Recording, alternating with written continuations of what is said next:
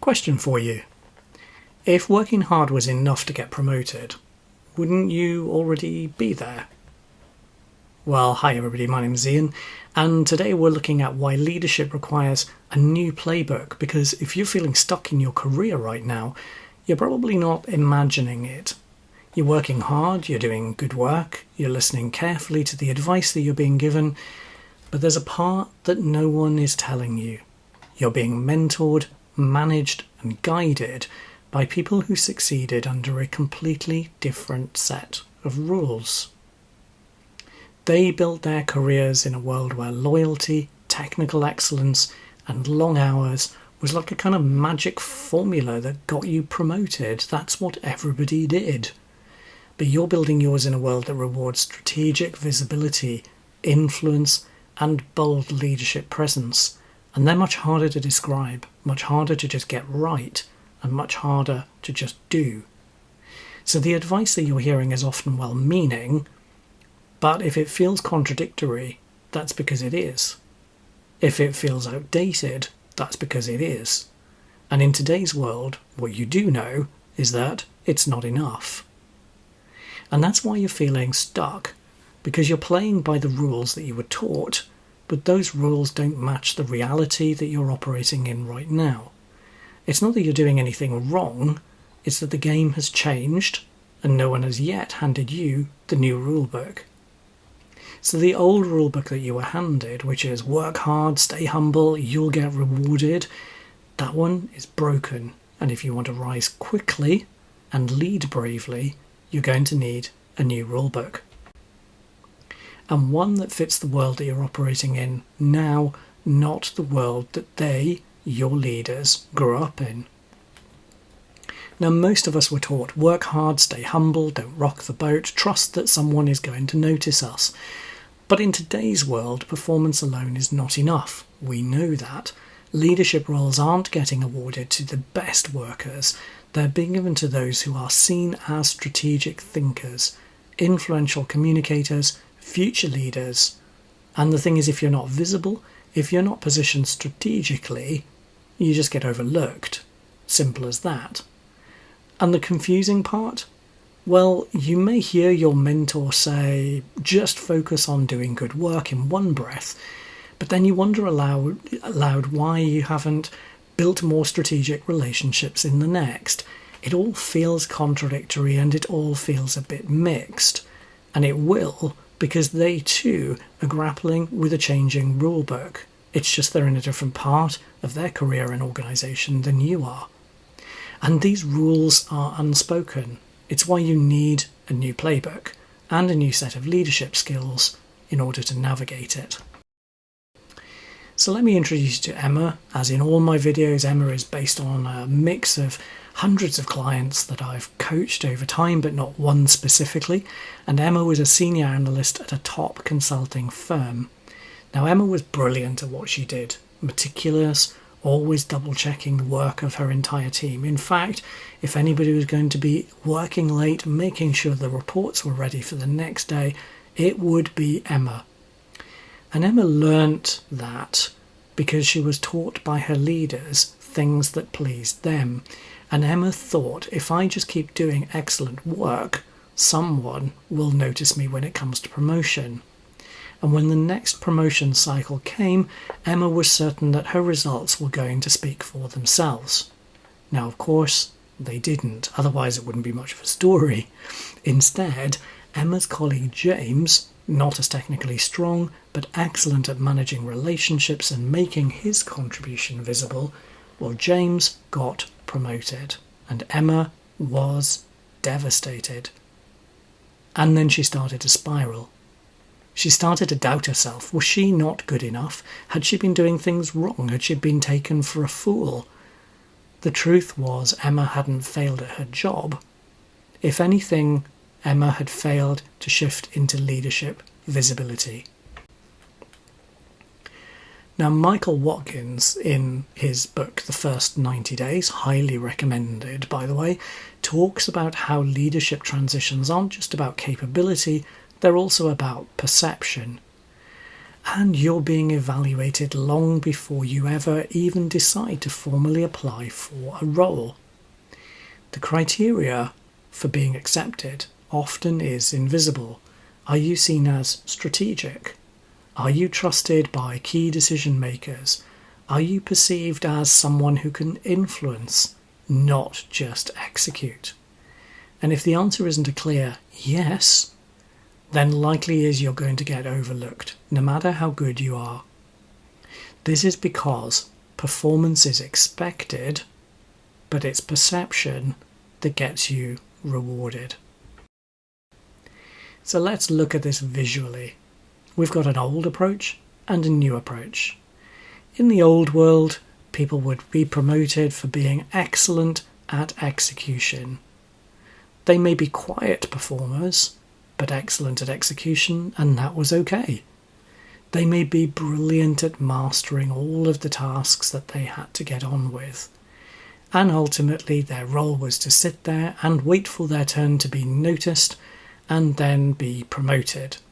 Possibly when somebody else got promoted or when somebody had shuffled off in some other way.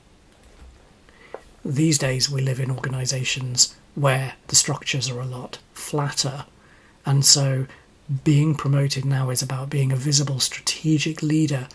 It's about being a trusted influencer. It's about having visibility of your leadership, and it's for somebody who is willing to position themselves ready for opportunity. The shift isn't about abandoning excellence, it's about pairing excellence with strategic communication. So here are 3 mindset shifts that every rising leader needs to learn how to make. The first one is from execution to strategic visibility. So you can't assume that just doing great work is enough, or that it's just going to speak for itself, because that's getting on with stuff, and leaders don't talk in terms of stuff. Leaders talk in terms of impact and outcome. So you have to learn to share your achievements. They're busy people. They're not looking in the weeds of the detail. They're not admiring you for how good your risk log is, or your Kanban board, or various other things in there. They're admiring you for the impact that you're able to make and the things that you can get done. So you have to learn to share those achievements, because if you're not willing to talk about it, who's going to listen? Your insights and your leadership potential can be shared consistently, authentically, and visibly. It's not about asking you to be somebody that you're not. Authenticity is really important. The second one is about shifting from being liked to building influence. Now, I'm an ardent people pleaser. I like a pat on the head like the next person, but really it's not about being everybody's favourite. It's about earning trust, creating alignment, and helping others believe in your leadership capacity. From being liked to building influence. That's not to say that you can go around upsetting everybody. Influence is about building alliances. And remember, influence is about shifting the dial, not making sure that everybody aligns to your single perspective. And the third part here is about moving from hard work to a bold vision. Leaders aren't judged by how many hours they work, because they're already working insane numbers of hours anyway. There are only so many hours in the day. They are instead being judged by their ability to set direction, to be able to create clarity, and to be able to move people forward to bigger goals. And this is where you have to adapt in your leadership style. You have to start leading with vision, your vision, not just your task list. And if you don't make these shifts, this is what happens. You risk becoming indispensable to the team. Now, it might feel like a really nice thing to be indispensable. They need me so much. But the thing is, indispensable people are often invisible to leadership. And they're busy working on everybody else's stuff, which is why they fall into the cycle of becoming indispensable.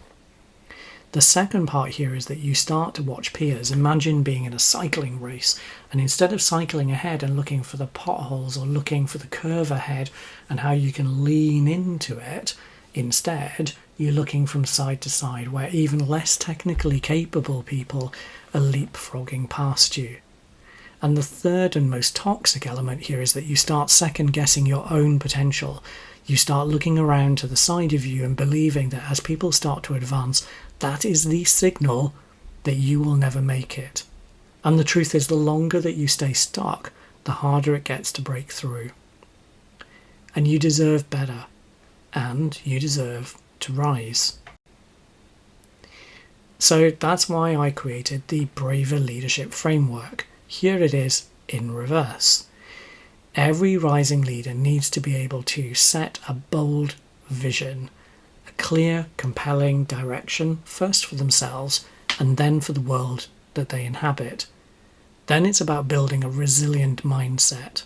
Resilience isn't about standing still and stern in the face of the wind, but resilience is learning about how to bend with life's twists and turns, and then as we come out of them, to be able to take advantage of the curve and the tailwind behind us. It's about mastering authentic influence, not trying to be somebody else, but influencing through you and what you stand for and your values. It's about taking visible actions that are not just known to you, but are actually seen and understood and felt valuable by other people. It's about creating empowered relationships in the people around you, the team that you look after, so that you trust people to be able to move things forward, and in that way you make yourself bigger than you can ever be. And that finally unlocks rapid growth. These are the new essentials for leadership acceleration, a new playbook, and it's all spelt out in the Braver Leadership model. Now I'm going to invite you now to consider how to shift forward in your leadership, and that's through the 30-day Rising Leader Accelerator program. Through this, over 30 days, I'll be taking the best of all of the coaching that I've done with hundreds of different leaders to help you shift your mindset to develop the psychology of influential leadership. We'll look at what's holding you back. We'll use elements of positive intelligence and positive psychology to understand why you're ducking the hard decisions that need to be made in life, and how can we bring more of you to the surface. This is about building strategic visibility, strengthening your own leadership identity, and accelerating your career growth. So if you're ready to stop waiting to be noticed and ready to start leading bravely, then I'm inviting you to join the 30-day Rising Leader Accelerator. Inside, you're going to learn how to shift your mindset, build your strategic visibility, strengthen leadership identity, and accelerate your career growth. And the new leadership game isn't about outworking everybody. It's about outpositioning people with authenticity, vision, and courage. So if this has resonated with you, then feel free to like or subscribe, because there's so much more ahead for you. I want you to scan the QR code if you'd like to apply. And if you like this video, subscribe, and I'd be honoured if you share it with somebody who's ready to leave. And the last thing for me is to say, lead bravely, rise quickly, and I will see you next time. Bye for now.